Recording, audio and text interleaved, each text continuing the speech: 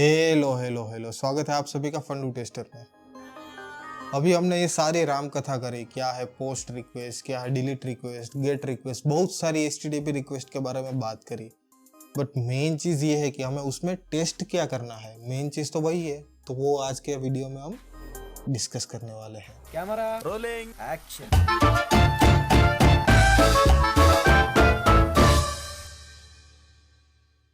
तो बेसिकली हमने 4 मेथड का डिस्कस किया। कौन कौन सा मेथड के बारे में हमने डिस्कस किया? गेट रिक्वेस्ट का हमने डिस्कशन किया, पोस्ट रिक्वेस्ट का डिस्कशन किया, पुट रिक्वेस्ट को हमने डिस्कस किया एंड डिलीट रिक्वेस्ट को हमने डिस्कस किया। तो बेसिकली ये हर एक रिक्वेस्ट के लिए हम टेस्ट क्या करेंगे, ये स्टैंडर्ड हर एक रिक्वेस्ट का। सबसे पहले तो ये हर एक रिक्वेस्ट का स्टैंडर्ड है स्टेटस कोड। जो भी रिक्वेस्ट हम फायर करते हैं उसके हिसाब से वो रिक्वेस्ट का स्टेटस कोड होना चाहिए। तो उसमें बहुत सारे स्टेटस कोड होते हैं। गेट रिक्वेस्ट के स्टैंडर्ड स्टेटस कोड है 200। पोस्ट रिक्वेस्ट को अगर मैं हिट करता हूं तो उसका है 2.1 विच इज क्रिएटेड। तो अगर मैं पोस्ट रिक्वेस्ट, तो वो उसका स्टैंडर्ड हो गया। तो आपको स्टैंडर्ड डॉक्यूमेंट के हिसाब से वो पढ़ने पड़ेंगे। और अगर डेवलपर आपको गेट रिक्वेस्ट का रिस्पॉन्स 2.1 दे रहा है तो आप बोल सकते हो कि भाई ये चीज गलत है, उसका स्टैंडर्ड्स के हिसाब से उसका रिस्पॉन्स 200 ही होना चाहिए। तो ये हो गया एक तो स्टेटस कोड। उसके बाद क्या है कि रिक्वेस्ट बॉडी, रिक्वेस्ट डेटा जो भी हो रहा है वो रिफ्लेक्ट हो रहा है या नहीं, वो सारी चीजें हमें देखी जाती है। उसके बाद हमने एड टू कार्ट के बारे में डिस्कस किया था। तो post request add to cart में हम बॉडी में क्या पास कर रहे थे? बॉडी में हम प्रोडक्ट का आईडी पास कर रहे थे, फिर प्रोडक्ट का नेम पास कर रहे थे, फिर क्वांटिटी पास कर रहे थे, फिर प्रोडक्ट की कोई और स्पेसिफिकेशन है। फॉर एग्जांपल जीन्स है तो जीन्स का वो साइज हमें एज ए यूजर सिलेक्ट करना होता है। फिर अगर जीन्स मल्टीपल कलर्स में अवेलेबल है तो हमें जीन्स का कलर्स वो करना है। और उसके बाद हम कार्ट में ऐड करेंगे। तो वो प्रोडक्ट के हिसाब से बॉडी थोड़ा बहुत चेंज होता रहेगा। तो उसमें हर एक प्रोडक्ट के लिए मैंडेटरी पैरामीटर कौन सा है? अब फॉर एग्जांपल मान लो मेरे को ये एपीआई टेस्ट करता है, एड टू कार्ट एपीआई को टेस्ट कर रहा हूं और ये 2 पैरामीटर मैंने ऐड ही नहीं किए, ये 2 पैरामीटर ऐड नहीं किया तो सर्वर को मेरे को एरर मिलनी चाहिए। अगर वो एरर नहीं मिलता वो गलत चीज है। अगर साइज, यहाँ पे साइज भी प्री डिफाइंड होगी। तो जीन्स फॉर एग्जांपल मैं ऑर्डर कर रहा हूँ तो जीन्स की साइज 32 है, 28 है, 30 है। तो उसमें मेरे को क्या चेक्स लगाने हैं? तो यहाँ पे भी बाउंड्री वैल्यू एनालिसिस या वो प्री डिफाइंड ये प्रॉपर्टी हो गई। तो अगर प्रोडक्ट साइज 30 है, 32 है, 28 है, मैं क्या करूंगा, यहाँ पे प्रोडक्ट साइज में मैं टाइप करूंगा ABC और रिक्वेस्ट को हिट करूंगा तो वहां पे मेरे को एरर आनी चाहिए। अगर मैं यहाँ पे साइज ऐड करूंगा 33.23 तो यहाँ पे मेरे को एरर आना चाहिए। तो हर एक पैरामीटर के साथ, बेसिकली हर एक पैरामीटर के साथ मेरे को यहाँ पे खेलना है। कोई भी पैरामीटर सही है गलत है, उसका कॉम्बिनेशंस क्या है और इसमें बहुत सारे पैरामीटर्स। अब जब रियल टाइम में काम करोगे तो पता चलेगा कि मैंडेटरी क्या है और नॉन मैंडेटरी क्या है। तो यहाँ पे भी हमारे केस में for example ID, name and quantity mandatory है। फॉर एग्जाम्पल कंसिडर करो ये मैंडेटरी पैरामीटर है और साइज और क्वांटिटी मैंडेटरी नहीं है। तो मैं ये पोस्ट रिक्वेस्ट ट्रिगर करता हूँ और यहाँ पे आईडी, नेम, क्वांटिटी स्पेसिफाई किया है तो मेरे को वो चलना चाहिए। साइज कर रहा हूँ तो भी चलेगा, नहीं कर रहा हूँ तो भी चलेगा। तो उसके हिसाब से वो अलग अलग टेस्ट केस डिजाइन करने हैं। तो यहाँ पे मैंने कितना टेस्ट केस बता दिया? बॉडी के हिसाब से 8 से 10 टेस्ट केस बन गए। उसके बाद उसका, ये तो हो गई रिक्वेस्ट बॉडी, ये हमने बात की रिक्वेस्ट बॉडी की। वैसे दूसरी है रिस्पॉन्स बॉडी। रिस्पॉन्स जब आएगा कोई भी एपीआई का तो उसमें भी कोई ना कोई डेटा रहेगा। तो वो डेटा, उसमें मैंडेटरी डेटा आ रहा है या नहीं। फॉर एग्जांपल यहाँ पे मैंने प्रोडक्ट कार्ड में ऐड किया तो सक्सेस मैसेज के साथ वो प्री डिफाइंड क्या डेटा है, वो डेटा आ रहा है। वो डेटा में हम कुछ पास नहीं कर सकते। फॉर एग्जांपल यहाँ पे रिक्वेस्ट बॉडी में हमने पास किया कि 32, 28, 30, बट रिक्वेस्ट रिस्पॉन्स बॉडी क्या है कि वो सर्वर ने क्लाइंट को भेजा है तो उसमें हम चेंजेस नहीं कर सकते। बट जो भी उसमें रिक्वायर्ड इंफॉर्मेशन है वो है या नहीं, वो चीज हमें बेसिकली टेस्ट करना होता है। तो ये चीजें सेम हो गई गेट के लिए, पोस्ट के लिए, पुट के लिए और डिलीट के लिए। कोई भी हम पुट कर रहे हैं, कोई भी चीज हम अपडेट कर रहे हैं तो उसमें क्या अपडेटेड सक्सेसफुली ऐसा मैसेज आ रहा है और रिक्वायर्ड इंफॉर्मेशन आ रहे हैं, डिलीट में डिलीटेड सक्सेसफुली ऐसा कोई मैसेज आ रहा है। अगर मैं गेट कर रहा हूँ, फॉर एग्जाम्पल मैंने गेट कार्ड एपीआई को कॉल किया और उसमें मैंने कार्ट में 6 प्रोडक्ट ऐड करके रखा हुआ है। ये पहले 6 बार मैंने अलग अलग आईडी के साथ ये पोस्ट रिक्वेस्ट मैंने 6 बार ट्रिगर किया है, तो 6 प्रोडक्ट मेरे कार्ट में एडेड हो गई। अब मैं गेट करूंगा तो गेट में वो 6 प्रोडक्ट्स आनी चाहिए। अगर वो 6 प्रोडक्ट नहीं है तो तब तो कुछ गलत हुआ है, कोई एक पोस्ट रिक्वेस्ट से डेटा ऐड ही नहीं हुआ, तो वो बग है। तो वो सारी चीजें यहाँ पे टेस्ट करनी है। उसके बाद स्टेटस कोड भी अलग अलग होते हैं। फॉर एग्जाम्पल अगर मान लो एक होता है सक्सेस विजय से 2xx, ये 2xx के फ्रॉम में गया वो है सक्सेस मैसेज। उसके बाद होता है मेजर, उसके बाद होता है 4xx। 4xx क्या होता है? Client error. Client error basically क्या होता है कि हम जब यूआई से या पोस्टमैन से सर्वर को डेटा भेज रहे हैं तब कुछ चीजें मिसिंग है। तो यहाँ पे पोस्ट रिक्वेस्ट में हम आईडी ही पास करना भूल गए, ये आईडी ही मिसिंग है। तो आईडी मिसिंग है तो उसके केस में हमें 400 या 404 या ऐसा कुछ एरर्स आएगा और बोलेगा कि ID is missing with this, और एप्रोप्रिएट एरर कुछ ना कुछ दिखेगा। और लास्ट है हमारा इंपॉर्टेंट विच इज 5xx 500। तो वो क्या हो गया कि क्लाइंट कुछ ना कुछ ट्राई कर रहा है बट वो सर्वर ही डाउन है, तो सर्वर वो रिक्वेस्ट को प्रोसेस नहीं कर पाएगी, तब हमें जाके 5xx आएगा। तो ये हो गया बेसिक। बॉडी के साथ कैसे खेलते हैं, हेडर्स के साथ कैसे खेलते हैं। जैसे बॉडी है वैसे हेडर्स में भी 3-4 की वैल्यू पेयर हो गई, तो 3-4 की वैल्यू पेयर में वैलिड इनवैलिड उसका कॉम्बिनेशंस बनाना, तो यहाँ पे काम आएगा टेस्ट डिजाइन टेक्निक। अगर आपको नहीं पता है कि टेस्ट डिजाइन टेक्निक्स कौन सा है, तो मैंने अच्छा सा सॉफ्टवेयर टेस्टिंग का ट्यूटोरियल बनाया है और उसमें मैंने बाउंड्री वैल्यू एनालिसिस, एरर गेसिंग techniques, decision table, pair wise testing, वो सारा का मैंने डिटेल्स में समझाया है। तो वहां पे जाकर वो वीडियोस देखो। वो टेस्ट डिजाइन टेक्निक्स यहाँ पे हम एपीआई टेस्टिंग में इंप्लीमेंट कर सकते हैं और उसके हिसाब से अलग अलग हम टेस्ट केस डिजाइन कर सकते हैं।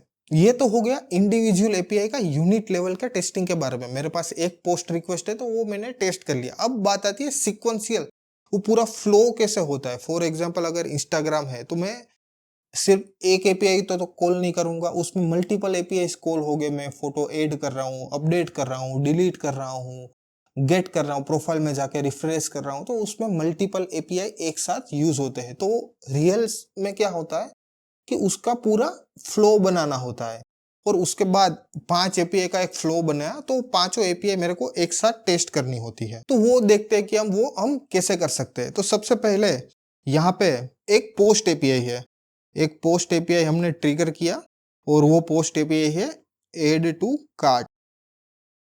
ये पोस्ट एपीआई से हमने क्या किया कि फ्लिपकार्ट के कार्ट में हम 2 प्रोडक्ट ऐड कर रहे हैं। पहला प्रोडक्ट हमने क्या ऐड किया तो क्या आईफोन 15, और दूसरा प्रोडक्ट हमने क्या ऐड किया, लेट्स से एक्स लैपटॉप। तो ये 2 प्रोडक्ट हमने कार्ट में ऐड कर दिया। अब ये 2 बार मैंने पोस्ट रिक्वेस्ट को ट्रिगर किया। अब मैं मेक श्योर कैसे करूं कि मैंने कार्ट में प्रोडक्ट ऐड किया है। कभी कभी क्या होता है कि यूआई बनी ही नहीं होती है, सबसे पहले बैकएंड बनता है।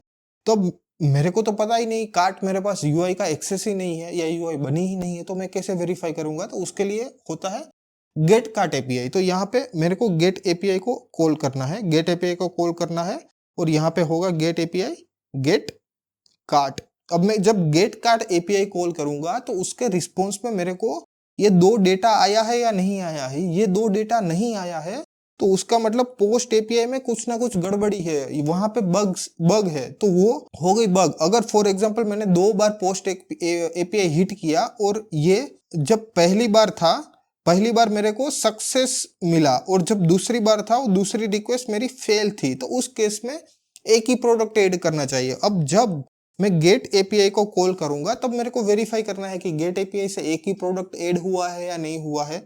तो ये एक सीक्वेंस का सिनेरियो हो गया। अब उसके बाद आता है अपडेट रिक्वेस्ट की बारी। तो अपडेट रिक्वेस्ट में क्या करेंगे, अपडेट रिक्वेस्ट में हम करेंगे अपडेट कार्ट, ये उसका एंड पॉइंट हो गया। और हमने आईफोन 15 ऐड किया था, हमें उसकी क्वांटिटी अपडेट करनी है। तो पहले 1 था, अब हमने क्या किया कि आईफोन की क्वांटिटी 2 कर दी। अब हमें मेक श्योर करना है कि आईफोन की क्वांटिटी 2 हुई है या नहीं हुई। तो हम फिर से यहाँ पे गेट कार्ट एपीआई को कॉल करेंगे, गेट कार्ट, और उसमें हम चेक करेंगे कि आईफोन की क्वांटिटी 1 है या 2 है या 3 है, वो हम फिर से चेक करेंगे। उसके बाद डिलीट ऑपरेशन की बारी आती है।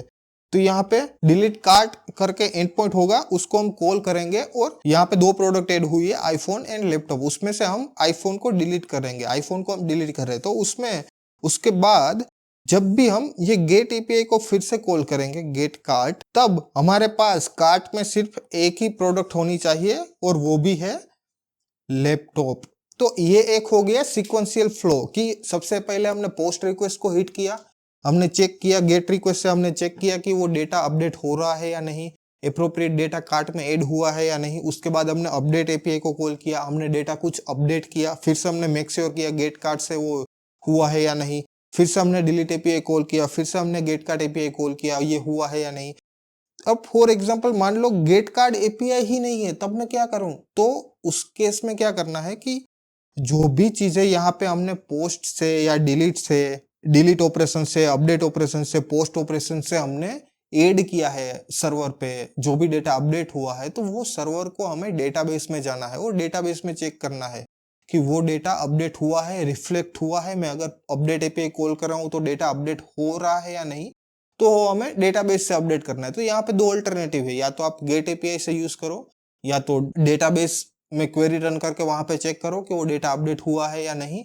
और कभी कभी क्या होता है कि हमारा एपीआई जो हमारा ऑपरेशंस होता है वो बहुत क्रिटिकल होता है। तो हर एक एपीआई के लिए ऐसा नहीं होता है, बट कोई कोई ऑपरेशंस बहुत क्रिटिकल होता है।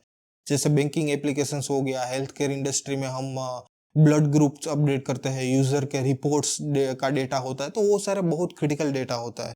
मेरा अगर ब्लड ग्रुप बी पॉजिटिव है और गलती से उसमें ब्लड ग्रुप बी नेगेटिव चढ़ गया और फिर मैं जब हॉस्पिटल में एडमिट हुआ और मेरे को बी नेगेटिव चढ़ा दिया, तो ये हेल्थ का बहुत कंसर्न होगा और किसी की जान भी जा सकती है। तो ये जब छोटी छोटी भी बग्स है ना, रियल लाइफ में बहुत डेंजरस हो जाती है। तो उसके लिए वो क्रिटिकल सिनेरियोस के लिए क्या करना पड़ता है कि हम डबल चेक करते हैं, डबल वेरिफिकेशन करते हैं। तो गेट एपीआई से भी हम डेटा चेक करेंगे वो डेटा करेक्ट अपडेट हुआ है या नहीं, या फिर हम डेटाबेस में भी जाएंगे, डेटाबेस में भी चेक करेंगे डेटा करेक्टली अपडेट हुआ है या नहीं। तो ऐसे एपीआई का एंड टू एंड फ्लो काम करता है। तो बेसिकली हमें इमेजिन करना है कि हम फेसबुक यूज कर रहे हैं या यूट्यूब यूज कर रहे हैं या इंस्टाग्राम यूज कर रहे हैं। मैंने जैसे इंस्टाग्राम का एग्जांपल दिया कि फोटो सबसे पहले अपलोड करेंगे, फिर गेट करेंगे, गेट करने के लिए क्या करेंगे, तो प्रोफाइल में जाएंगे, रिफ्रेश करेंगे, फोटो आ जाएगा, फिर डिलीट करेंगे। तो ये सारे चीजें हम ऑपरेशन का हमें फ्लो बनाना पड़ेगा। एपीआई जब टेस्ट करता है, यूआई में ऐसा नहीं है कि बटन एक के बाद एक बटन हम क्लिक करते गए और फ्लो अपना आप बन गया। यहाँ पे हमें फ्लो बनाना है, यही चीज मेन चीज हमें समझनी है, तभी हम एपीआई टेस्ट कर पाएंगे। तो मेनली जब हमें एपीआई के ऊपर काम करना है, तब हमें मेनली हमारे पास अंडरस्टैंडिंग होनी चाहिए कि कौन सा एचटीटीपी मेथड है, गेट है, पोस्ट है, पुट है। फिर हमें उसका फ्लो समझना है, फिर हमें उसमें क्या बॉडी जा रही है, क्या हेडर से, क्या टोकन से, क्या एंड पॉइंट है, वो सारी डिटेल्स हमें डेवलपर से मिलेगी। वो वन टाइम वो हमें डेमो देगा, वो बताएगा कि ये पोस्ट रिक्वेस्ट कैसे काम करती है। जब बिजनेस एनालिस्ट टीम होगी वो क्या करेगी, वो डॉक्यूमेंट करेगी कि अगर for example x post request है तो उसकी बॉडी में ये 5 पैरामीटर्स मैंडेटरी है, ये छठा पैरामीटर है ये नॉन मैंडेटरी है। तो वो सारी चीजें पहले आर्किटेक्चर में, बिजनेस में वो सब डिफाइन होगी। उसके बाद डेवलपर वो चीजें डेवलप करेगा और उसके बाद टेस्टर को टेस्ट करना है। तो ये एंड टू एंड फ्लो हो गया। एपीआई कैसे बनेगी, कैसे डिजाइन होगी, कैसे टेस्ट होगी और उसके बाद वो फ्रंट एंड के साथ वो इंटीग्रेट होगी। तो आशा रखता हूँ कि आपको समझ में आया है, और कोई भी क्वेश्चन से एपीआई का आप कमेंट करिए, मैं आपको उसका आंसर दूंगा। Don't forget to like and share this video with your friends and Fundoo Tech को जरूर सब्सक्राइब करो। Thank you so much.